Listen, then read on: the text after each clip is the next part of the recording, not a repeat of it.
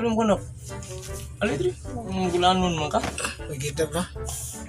Ano man? Nakata ko istorya niya. Ano sa mga istorya naman ako? Yung mauwa mo agad. Ano mauwa mo ka? Kay kuyo ko sa kong classmate pa. Nakasuwa na nung kog 6. 6? Ano pa? Kaya ata mo rin mong kagulan.